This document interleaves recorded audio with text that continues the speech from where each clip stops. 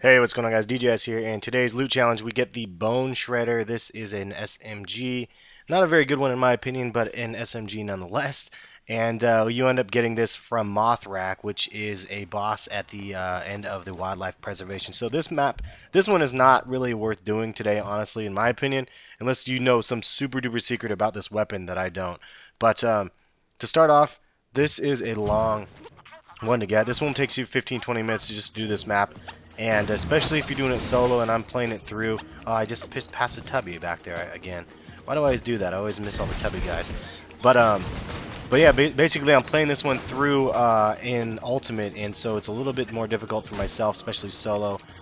Siren is an easy one to beat this guy with, and basically, if you have played through the game, this is where the Bloodwing character is at the end of this. So I'm just kind of showing you guys me running back through. I ended up dying actually and having to restart part of it. So I actually wanted to do this in one take because I'm doing a lot of, or I will be doing a lot of other videos today. As soon as I get my copy of Call of Duty Ghosts, I'm planning on making quite a few videos. Really looking forward to playing it actually, but I will continue this series even though Ghosts is out and everything else. But anyway, you just gotta run your way all the way through and make your way up. And I just lifted them up just to get out of the way.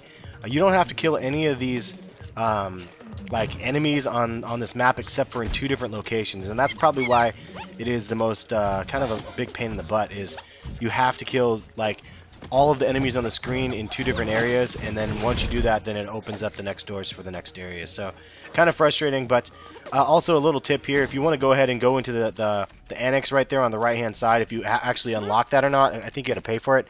If you do that, then you end up spawning from that area, so it ends up working well. But up ahead is one of the areas. I actually already cleared it out. I went ahead and deleted the gameplay from it. But if you want to run up ahead right here, this is where there's a whole bunch of enemies that spawn right here. But I'm showing you guys just the main boss guy. You gotta wait for this the badass or the ultimate badass loader to show up. Once he shows up, then and you kill him, then the door opens up behind him. So that's kind of what I'm doing right here, trying to kill this guy without dying. I'm using the Sandhawk. The Sandhawk is still a beast gun. It does so much damage, especially with the B shield. It's definitely one of my favorite guns, especially the electric Sandhawk. On this area, electric things are pretty nice. And I was like, oh man, he ended up getting me. But luckily I had him down low enough that it ended up killing him right there, and then I ended up lifting up the bull loader and getting some life back right here with that. So once you kill this is one of the areas again. Once you kill this guy right here, you can go ahead and go through the door. And then I recommend you going straight up to the left. You can go ahead and try to get the loot chest or whatever it is where the loot midgets were at if you didn't complete that one mission on this map. But I recommend going over here and setting up or hitting that area right there. That way it hits the save spot right there. Next, you just go ahead and run up and around here, and then it takes you to the second area where you have to kill all the enemies in order to advance, and it's right across the bridge area down here. There's all the skags. So you have to kill all these skags. Once you kill all these skags, then the door opens up, and then you can proceed and get to the final area. So again, this one's definitely a lot of effort to get to an ending boss for a purple weapon. But I mean, I don't know. It just seems like a ridiculous amount of work for a crappy gun. When yesterday you could farm the rocket, the bunny or whatever, you can farm that for 1,000,000 points like each, and it was just really easy to do.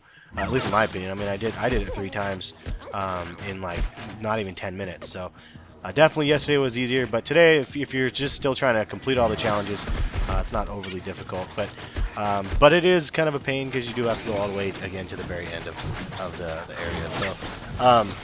So here we go. I'm opening, or the door opened up over here, and now I'm gonna go ahead and head through the door here in a second, and just continue my way through. I just decided to kill some of these guys instead of getting hit from behind and then just end up dying all the time. I was trying to push that button, but you can push that button and it does open up and give you something, but only on certain specific missions and stuff. And I didn't want to mess around anymore, so I was just going to make a run for it all the way back to the end.